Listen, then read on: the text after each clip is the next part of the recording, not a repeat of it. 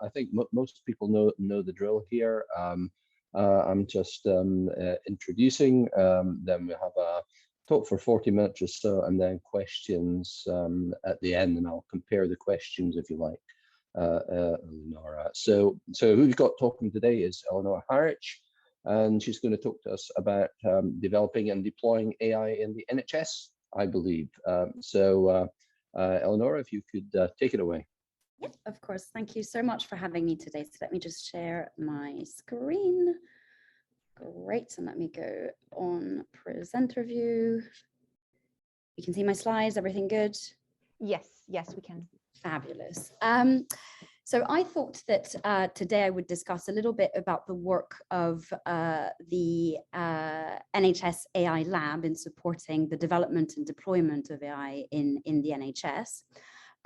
So I'm Ellie Harwich, I'm head of collaborations there, and what that job really entails is basically kind of making sure that the right partnerships or discussions are secured with the different stakeholders that are relevant to the delivery programs that we have within the AI Lab.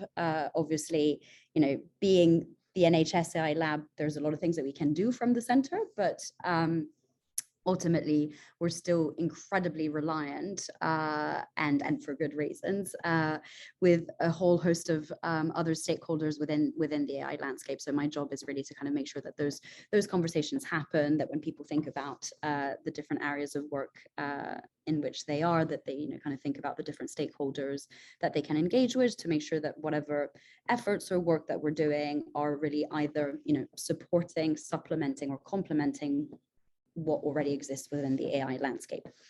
So that was a bit about me, but what I thought could be quite good would be to kind of start giving you a little bit of an introduction to the AI Lab's goals and structure, and then really kind of hone in to kind of three core things that we end up doing within the lab. So one is supporting the health and care workforce in their kind of understanding of the potential that the technology has. And then looking at the work that we're doing around the adoption and evaluation of the technology. And last but not least, one of my favorite topics, looking at the regulation of medical devices, so as AI as a medical device. So about the lab, so who are we and what we do? So the AI Lab was set up in 2019 with a vision to accelerate the safe and ethical adoption of AI in health and social care.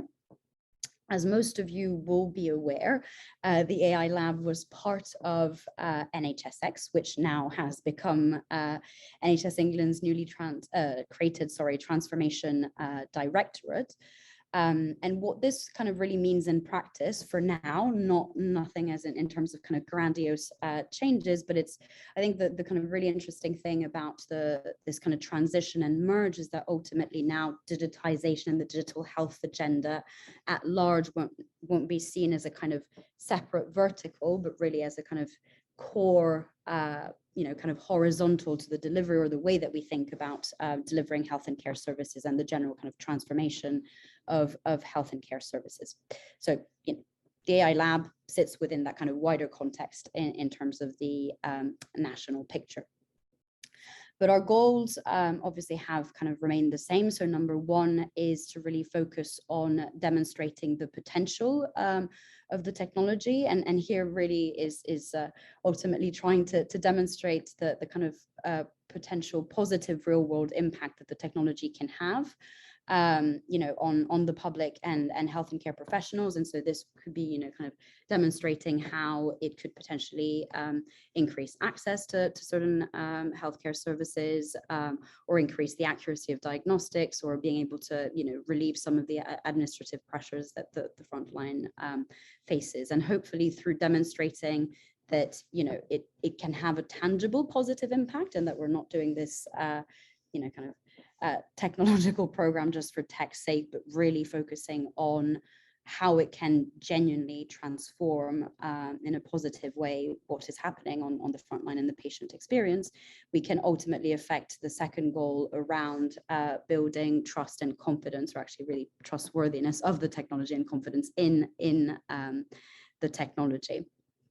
Obviously, none of this happens around trust and confidence if you don't have, you know, a kind of robust regulatory mechanism around these technologies, which, you know, is a good thing that we're in the area of healthcare compared to other areas in the public sector where regulation might, you know, not be as kind of mature or as developed as it is within the field of artificial or at least medical devices within health and care. But here, the kind of work that we're trying to do is to really advance a kind of regulation by design approach. So to try and potentially rebuild a little bit of that kind of negative reputation that regulation can have, where it can often be seen as like a burden to innovation, it's extremely complex and so on and so forth. And so the kind of idea here is really to make sure that we kind of minimize any friction, inefficiencies, or information asymmetries that people might have within the kind of regulatory pipeline for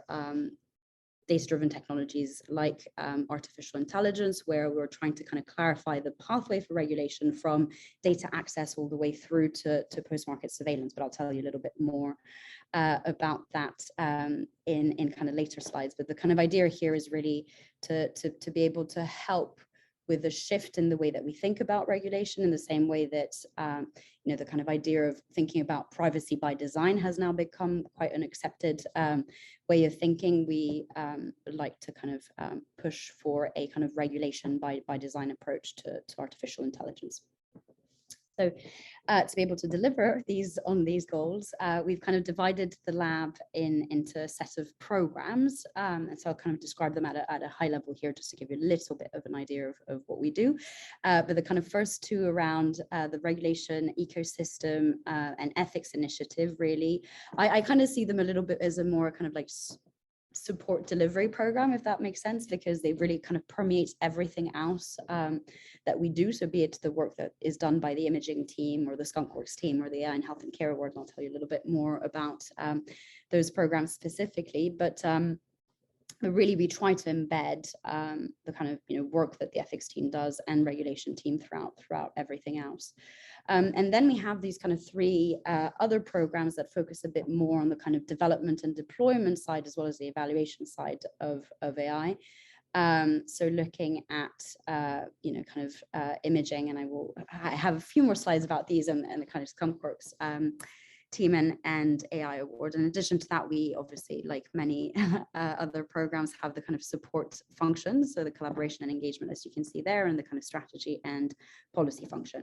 But I promise these will become slightly less nebulous in name to you quite shortly. So in terms of what we do to support the workforce, the NHS AI Lab has a kind of dual approach here. So one is to ultimately help both kind of local and national organizations kind of build their capabilities and skills around the use of AI. And we have a kind of other side of our approach, which is to ultimately feed into national level policy.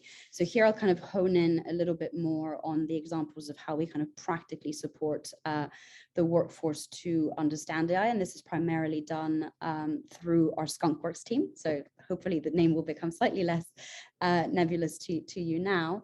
But ultimately, this team really tries to help build an understanding within the system of, you know, you might be a kind of local trust or a national level organization, like say NHS Resolutions, for example. You might have a lot of data about a specific problem or issue that you're facing, or a challenge.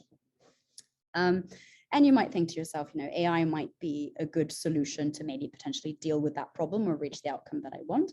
And so the skunkworks team would really be there to be able to help you answer the question of, A, is AI actually the most appropriate way to go about trying to answer that question? And very often it might actually not be the most appropriate way, but also building that understanding within the health and care system about when actually, yes, it's a good idea to apply AI or not is extremely important.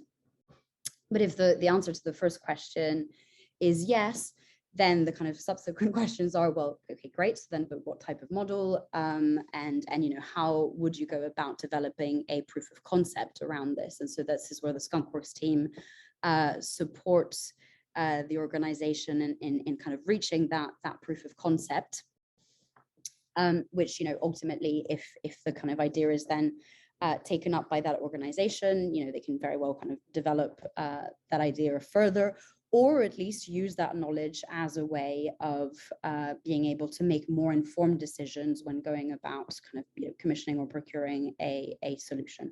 So that's kind of broadly speaking the idea behind the skunkworks team. And just to give you a little bit of a, I guess, kind of more tangible example of what this means. So the team partnered with, so this is actually, sorry, the output of two different partnerships that the team had with actually two local trusts. So one was looking at trying to predict long stays. So this is with Gloucestershire hospitals. And so the idea here was to try and see if there was a way of creating a risk score that would predict the likelihood of patients becoming a delayed transfer to care. So these are people who could hospital long stayers staying more than 21 days who could potentially be discharged, but are not for a kind of variety of reasons, and trying to understand if actually we'd be able to predict the likelihood of patients being in that situation and that predicament, if we could potentially try and affect earlier actions that would avoid that negative outcome. Because obviously the longer you stay in hospital when you shouldn't be there, it kind of has huge impact in terms of your health and care outcomes. So that's, for example, one example that the skunkworks team did. Another one was with the George Eliot Hospital, looking at comparative CT scans to be able to compare when scans were taken at different dates to see if patients had improved or deteriorated. So this, again, one of the ways that the kind of skunkworks team is supporting local organizations, and we also kind of share this learning further out with the system through each time publishing a kind of layman's version case study on our website, but in addition to that, a kind of more technical version with the kind of code available on GitHub, which is kind of now building a library of knowledge that can be reused by anyone within the system. That's kind of what we're doing on supporting the kind of workforce side in terms of kind of tangible impact. But as I said, there are kind of other things that we're doing at national policy level.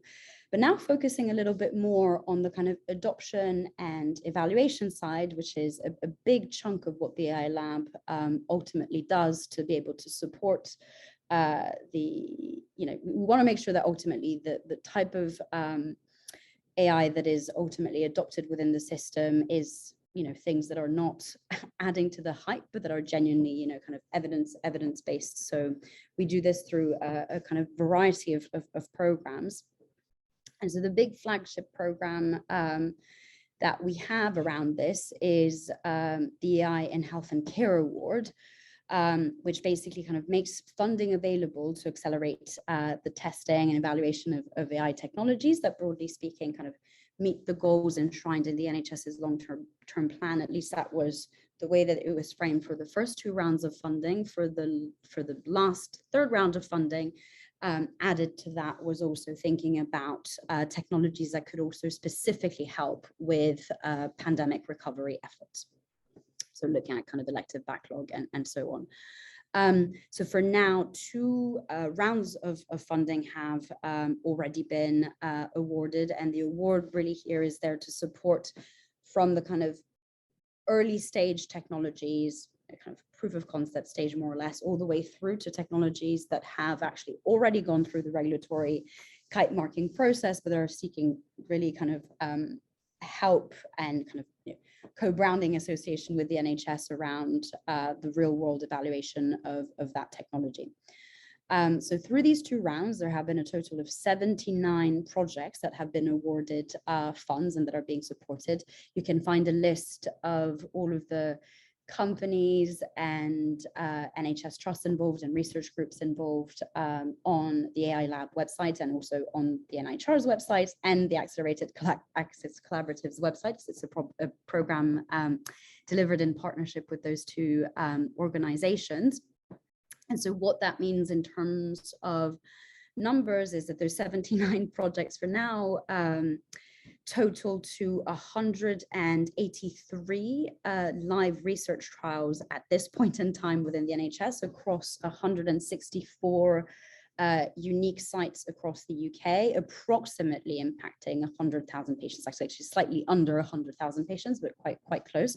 Obviously, all of these numbers are increasing every month. And I think this is, ultimately huge because we're learning about how to do these trials and real world evaluations at a scale that is, kind of frankly quite unprecedented.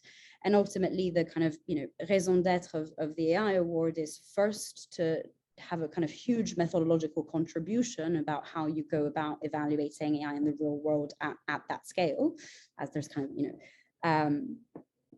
no real world evaluation yet done at that scale. And this will have, kind of multiple impacts in terms of how we might go about thinking about evidence generation for conformity assessment of devices, or even thinking about, kind of evidence for commissioning purposes. And in addition to that, it's extremely valuable information for us as the NHS at large, as a potential buyer of this technology at scale, to understand ultimately, which ones kind of work better than others.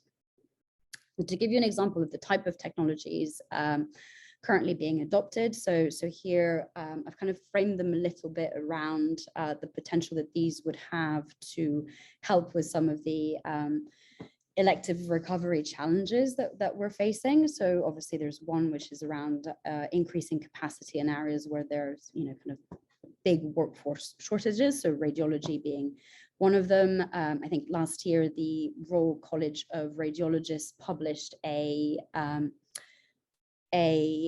census looking at basically how many staff would be missing to be able to clear through the backlog. And I think the number was around about 2,000. So we're kind of really facing here, quite a lot of issues in terms of how we're going to be able to keep up with demand. And obviously, training a radiologist takes a lot of time. And even though it's important to be able to invest in this and be able to kind of ensure that, in the longer term, we will get the kind of workforce that we need in the here and now, it's kind of difficult to be able to respond to this. And here is where we kind of think that technology could play an interesting and important role as well. So here is an example of a technology supported through the AI Awards. It's a chest from a company called Aidance that helps radiologists to basically detect and track the size of kind of lung nodules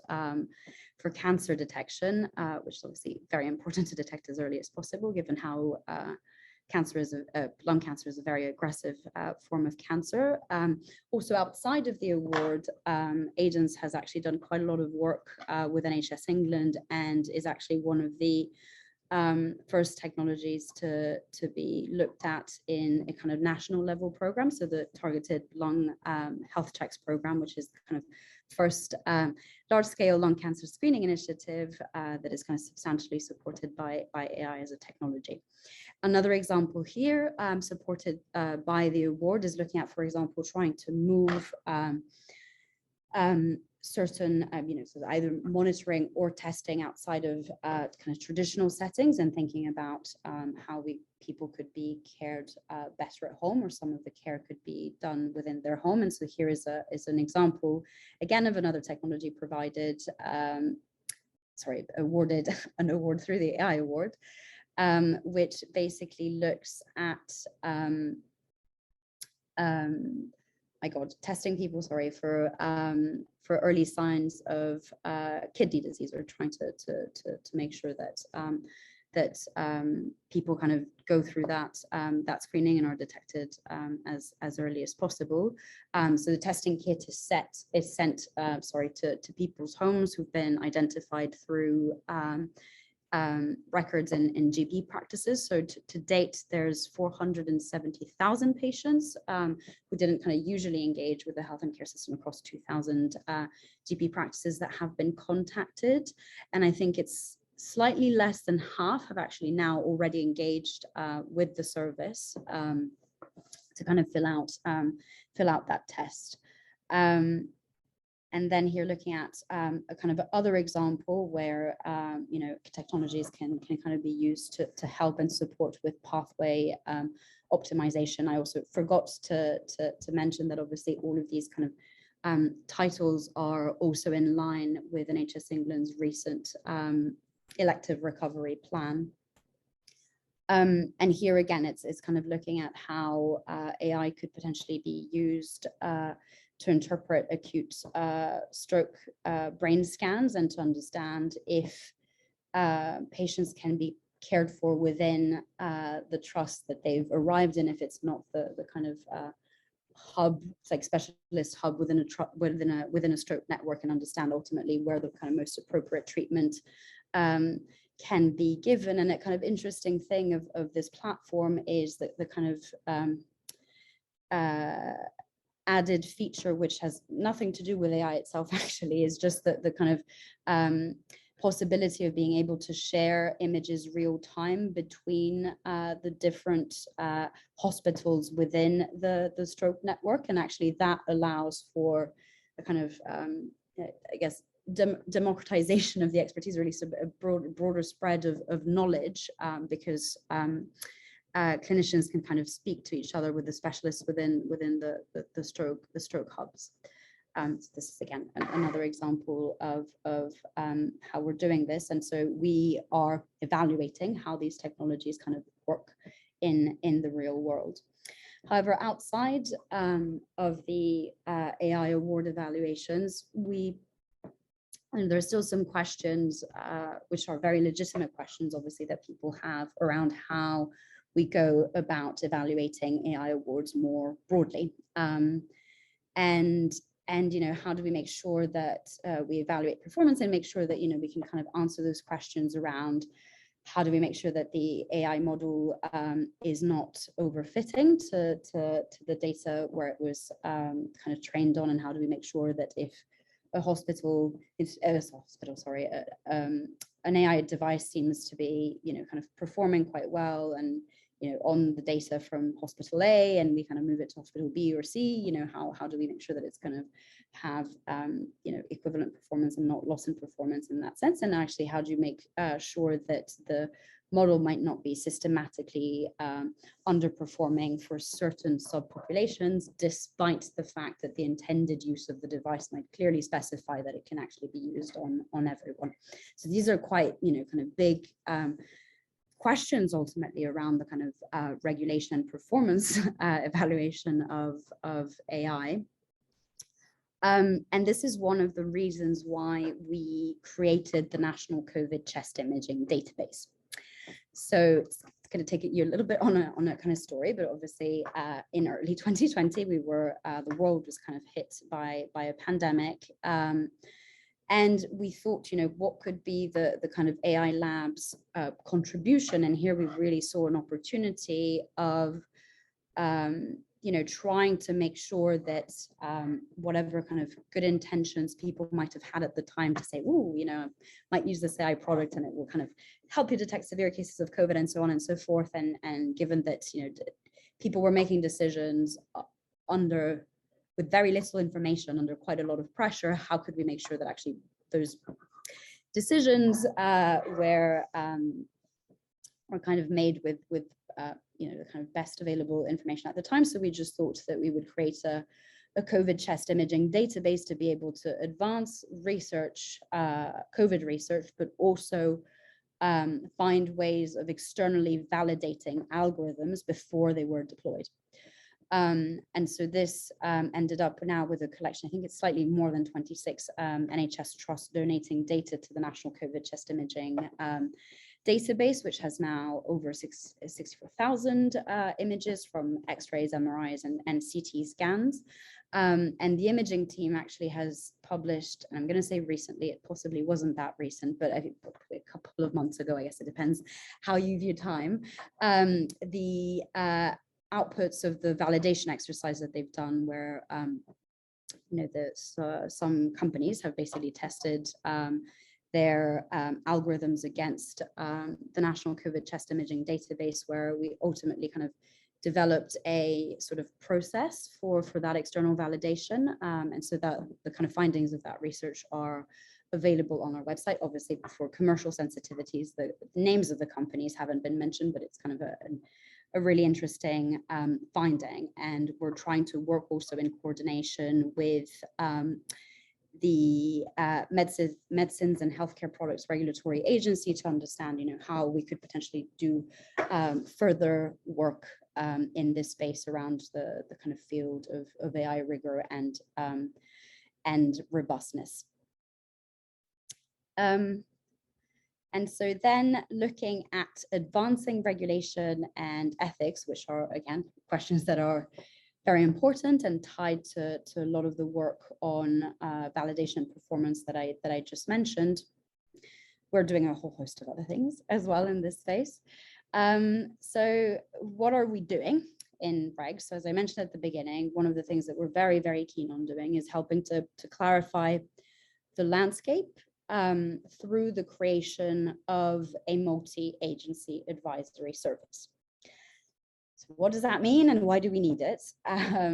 Ultimately, within the field of AI regulation and healthcare, very broadly, you have a whole host of different stakeholders that you will definitely need to engage with throughout that process, from the kind of moment that you have an idea all the way through to the moment where you've kind of developed a product, got your regulatory kite marking, and are now kind of doing the post-market surveillance. So in terms of the regulators, these are the ones. So you've got the kind of Information Commissioner's Office, which doesn't kind of play a full role within healthcare, but obviously does have a stake in the sense that a lot of the guidance or updated guidance that they will put out will have an impact on the guidance being provided by the Health Research Authority, who's the main regulator of medical research and data.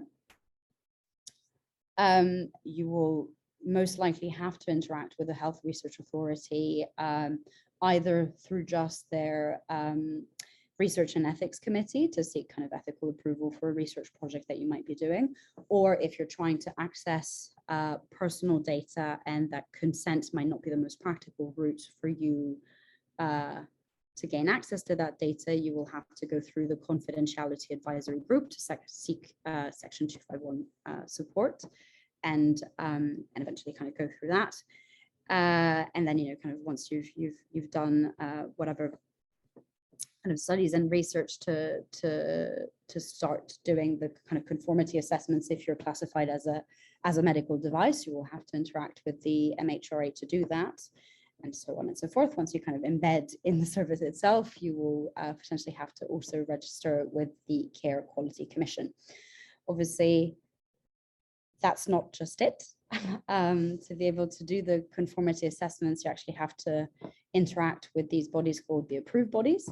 So BSI, UL, and SGS, who actually carry out the conformity assessments on behalf of the MHRA, but the MHRA basically kind of checks who gets to be a notified body, approved body, sorry, or not.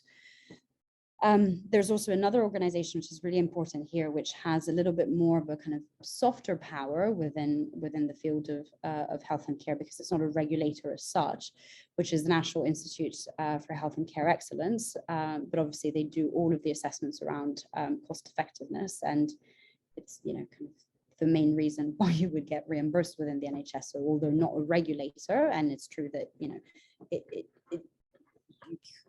as such, you don't necessarily need to follow NICE advice. It wouldn't necessarily be the advice that I would personally give to innovators to do that. And in addition to that, there are a whole host of other organizations that you might want to interact with for different reasons. So say, you might want to interact with the National Institute for Health Research if you wanted help recruiting patients for clinical trial, if that's the kind of route that you decide to take for evidence generation for conformity assessment. Again, you might interact with NHS England Improvement Transformation Directorate, AI Lab within the Transformation Directorate, to say, for example, have access to the National COVID Test Imaging Database, obviously interact with HDR UK, with the Innovation Portal. There are basically loads of different players within this. And obviously this means that it can be quite difficult to understand exactly, you know, what it is that you absolutely must do as a kind of person trying to innovate within health and care, and what's the stuff that you should potentially kind of look at, and what it is really that you need to do and when, and who do you need to interact with. And so here is where the multi-agency advisory service would help clarify this, because it would bring together the Health Research Authority, the MHRA, the Care Quality Commission, and NICE under a kind of single advisory umbrella to be able to have a kind of web portal where you would have all of the most updated guidance published by these institutions, so that you don't necessarily need to look through different web pages that are presented in slightly different ways to find information, to really kind of then piece it yourself together to understand what it is that you need to do and when. And so here it kind of really, I think, supports that vision of really being able to enable that regulation by design to try and make the regulatory process obviously an extremely robust one, because it needs to be, but to try and minimize some of the inefficiencies in that process, which can obviously, you know, kind of slow down the pace at which innovators might want to go. I don't know why that got animated again. Sorry about that. And last but not least, obviously there are questions that are beyond the kind of regulatory aspect of things, which are questions around ethics. And here the work that the ethics team is doing is extremely interesting. So the kind of focus of our ethics initiative within the AI Lab is, you know, trying to ultimately make sure that we counter the inequalities that may arise from the ways that AI might be developed or deployed, because we ultimately see these inequalities as things that are not inevitable, and ultimately AI can, you know, be used as a force for good to specifically look at how we tackle these inequalities. So the team has done a really big research call in partnership with the Health Foundation, actually looking at kind of racial bias within healthcare. And so there are a whole host of different projects looking at slightly different aspects of that question. One of them, which might be kind of particularly relevant to research community, which I think is really interesting, is an initiative called Standing Together. So this is looking at how you might go about developing a kind of standard for looking at data diversity. And so that question of kind of diversity in data, so that we can make sure that we have greater clarity ultimately around those questions, because right now it's not necessarily very clear in anyone's kind of specific remit as a regulator to look at those specific questions, but we obviously know that they have extremely important societal implications. So these are some of the ways that we're supporting this. So the kind of approach that the ethics team takes is to ultimately support research in these areas, so that we make sure that whenever we develop, oops, my God, did I just, sorry, apologies for this. I think I just did something very silly. I was just finishing and now I'm completely off track. I apologize for that. There we go. So the approach that the ethics team is taking is to kind of develop that evidence to be able to then inform the policy and how we might, you know, kind of go about understanding which institutions should kind of, you know, help us either co-own or own together those things, or try to understand like how we'll be able to kind of expand and make sure that we have kind of maximum impact.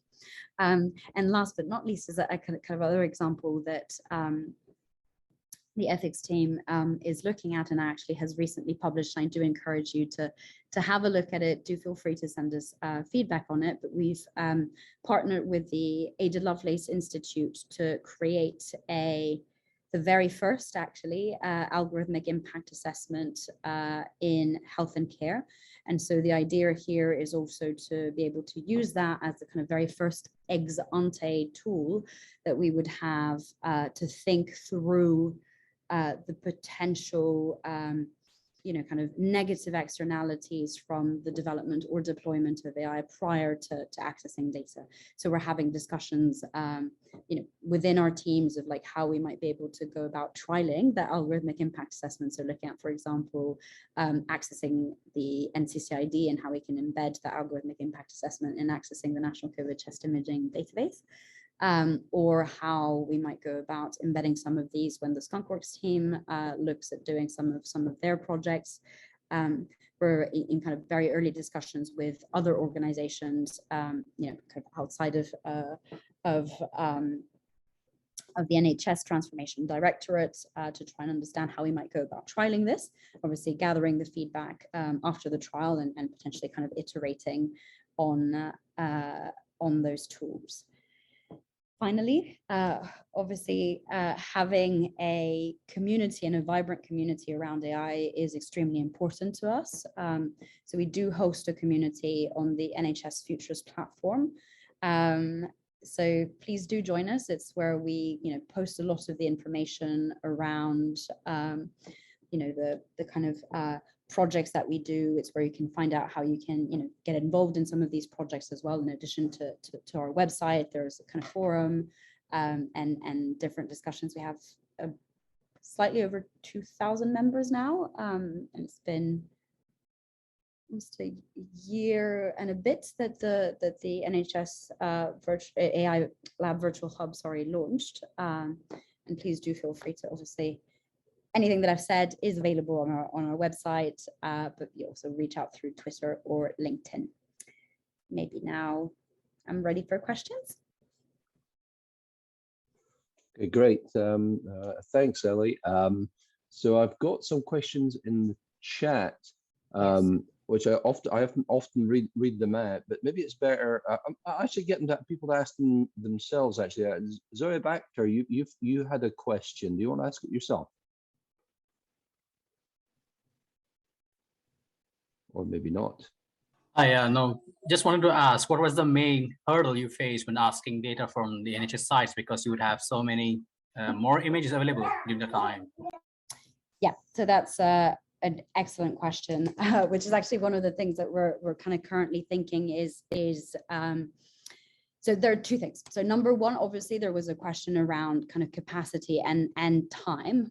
So obviously people understood the value of kind of donating images to that central kind of COVID chest imaging database, but obviously due to the incredible frontline pressures, there's just a kind of issue around capacity in the front line as well, of being able to just, have the bandwidth to even be able to engage with these. So one of the things that we, tried to do insofar as we possibly could, obviously with the kind of constraints of IT systems on the ground, is to try and kind of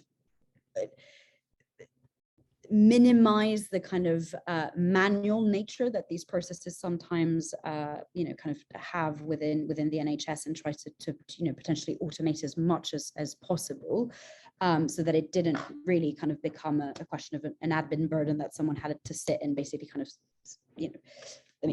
very kind of stereotypically, obviously this is not sharing a spreadsheet because it's imaging data, but that kind of thing.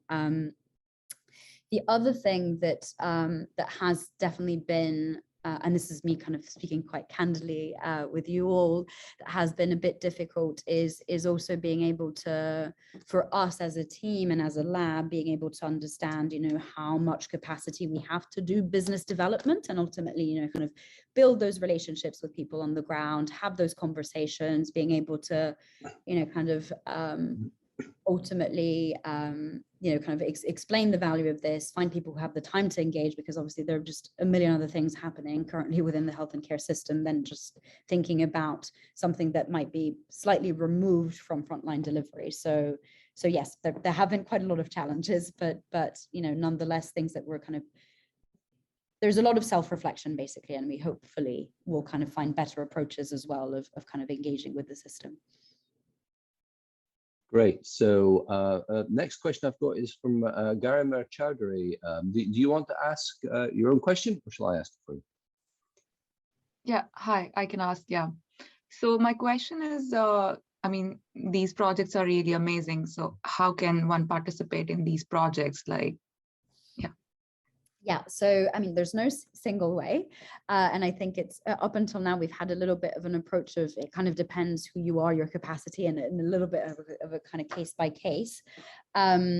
So in terms of, say, for example, having kind of students work with us and so on, again, it has been a little bit more on a kind of case by case basis of like, you know, what phase of studies you're in, you know, how we might be able to kind of find a project that you could be allocated to, but that has definitely happened. So we have found ways of being able to kind of work with people and either embed them on the, you know, either more technical side of things, if that's what they're interested in, or, you know, kind of looking at providing support on, you know, some kind of specific research question around ethics. So basically, I'll put my email in the chat here, but feel free to reach out. Another way of just kind of, you know, spinning ideas and engaging with the team is to join the NHS AI virtual hub, because that's also the way that sometimes we ask people to participate. We'll, you know, kind of publish some initial drafts and have people kind of comment on them on the platform. So that's also a way of, you know, being able to engage in a as and when you have time kind of way, rather than just necessarily kind of, you know, having a dedicated project, if that makes sense. So we have loads of different ways of engaging for loads of different people, depending on the time that you want to kind of allocate to that. Oh, perfect. Thank you. No problem. Great. So if I may ask a question or two, if you don't mind, Ellie. So one is to do with, it was at the beginning of your talk, you're talking about the various projects, and they're all the sort of project, I think they have to be the sort of project kind of goes vertically into the NHS. And one of the things you see is seen other organizations, and they do similar verticals because in different, you know, if you're in a different bit of the health system, it's still an interesting thing, and so you have loads of people going down vertically with it. Do you ever kind of I don't suppose it's really possible, but do you ever kind of look across and see if there's comparison across these verticals at all? Good example was delays. I mean, I've seen that being, you know, people are analyzing how these sort of delays work, and they build scheduling systems and all this sort of stuff. So yes, and in an ideal world, there would be so much more awareness and communication to try and avoid that duplication. But yes, no, I completely, so we try insofar as we possibly can to kind of dock into to other people's, I mean, basically the kind of ideal state where I think we would want to get as a lab is that, you know, it's not a question of the kind of, you know, ego-driven thing where we want to deliver everything and just show that, oh, the lab has done X, Y, and Z. But it's well, at least it's not the kind of approach that we'd like to have, but really, you know, how can we make sure that the lab is there to kind of support, or again complement or supplement whatever is out there. So it's a real a kind of exercise of mental gymnastics at times to be able to kind of, you know, map out what we know is kind of coming, and plus the NHS landscape is always evolving, right? So for example, the kind of current merger is actually making us ask, I think, those questions or crystallizing those questions much more in people's minds of like, actually, how can we think about better ways of working together? How can we make sure that, you know, we think about this as a kind of, you know, horizontal, vertical, or whatever it is, and how could we potentially support this other team, because we see how we have expertise over part of what they'd like to deliver, and so just making sure that we kind of tie things together. But you know, it's obviously extremely challenging when you look at the size of the NHS in England and the number of people that is.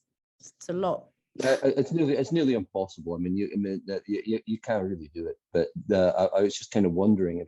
I was going to ask another question, but somebody else has come in now. Yes. Simon Rogers. Yeah, thanks very much. Just a quick question about the algorithmic impact assessment pilot. I'm just wondering if other organizations can also get involved. Oh my God, please do, the process. and send me an email. Okay. We are looking, we're very, we would, yes, please. So if you are interested, please do. We would love to kind of get your feedback to understand, you know, how it might work in different contexts, so that whenever we kind of integrate that feedback and iterate in a kind of, you know, second version with that feedback, we make sure that it, you know, it kind of works for different types of organizations. So we're not just looking for necessarily national level organizations for now. We're kind of happy to also trial with local. Okay, I'll drop you an email. Thanks. Thank you. Good. I'll ask my next question, or my second question, and last question. It was to do with the regulatory side of it, which I never thought I'd say these words, but I think the regulatory side could be really important, actually, because it's a huge obstacle and difficult to deal with. And by coincidence, as you were talking, a mail came into my mailbox from Edinburgh University as a kind of innovation outfit. Yeah. From them saying, would you like training about the regulatory landscape in medicine? So I think you are not alone. I think various people have had these thoughts, and I think probably there is actually, but you're in a very nice position where you are, being in the NHS and all. So I don't know if there's anything, because universities like Edinburgh are on the move in this respect, and it's purely selfish. It's just because we know it's a huge blocker, and we want to do more. Yeah, so yes, so I guess like in any problem, there are always loads of people wanting to get involved to find solutions. So actually, interestingly enough, in my past life, I was kind of specifically doing quite a lot of research looking at the issues, points of tension within the regulatory landscape, specifically for data-driven technologies. So it wasn't looking so much at the kind of drug side of things, which is a kind of whole different kettle of fish. And actually, whilst doing that research, which took a very long time to just figure out what it is that needed to be done and when, because the idea of the project that I was working on was basically mapping onto the innovation process all of the requirements at the different development stages of product development, ultimately, what it would look like if you were a medical device, not a medical device, and depending on which class of device it would be, and then mapping onto that the remits of each regulator, statutory body, or arm's length body, given that specific requirement, which was, you know, it's the kind of thing where you just think, oh, well, you know, obviously someone must have the information around that, but at the time it wasn't the case. It was very, very difficult to look at, but there were different, you know, kind of organizations and institutions trying to kind of answer that very question. And so, putting a plug for Oxford University here, but they have developed quite an interesting regulatory navigator so it doesn't kind of help you with the data access side of things and the information governance side of things, but it helps you a little bit more trying to understand, well, firstly, you know, are you a medical device, not a medical device? And then if so, like a kind of decision tree around the risk classification. And now I'm going to completely forget the name of it, but it was developed by the engineering department at Oxford University that has a kind of specific subsection around regulatory science or something along those lines. I can't remember what the name of the thing, but I could find it and then send it to you via email. We can probably Google it from what you've said, so you're all right. Yeah, and but there's loads of different organizations, and so one of the things that we're trying to kind of make sure with the multi-agency advisory service is to really kind of hone in on that expertise and make sure that it's not, you know, kind of reinventing the wheel, and that we build on stuff that kind of already exists, because as you say, there is actually, you know, quite a lot of people trying to answer that question, trying to reduce the information asymmetries that exist within the area. Good. Any more questions for Ellie while she's on? Let's see, we're just about out of time actually anyway, but any last ones? I'll give the anybody who desperately wants to say something must shout now, because there's nothing in the chat I don't think we haven't dealt with, and nobody has shouted. So so thanks, Ellie. That was very good. I think you've got quite a few conscripts by the sound of, if conscript is the right word, by the sound of it. So it's been productive. I hope for you, hasn't certainly was for Yes. us. Thank you very much. And No, thanks definitely. everybody for joining. Serena, do we know when the next one is yet, or we don't? Maybe? Yes, I popped the registration link in the chat. Is Oh, on the super duper. 27th of April, and Archie Campbell will present on Generation Scotland, pros and cons of medical record linkage. Everybody's Super. welcome. That's great. Thanks a lot, and thanks, Ellie, and enjoy your tea. Thank you. And I just popped the link in the chat for the Oxford University regulation. Excellent. Thank you very much. Thanks. Thank you so Bye. much for having me. Bye. Thank you. Pleasure. Bye.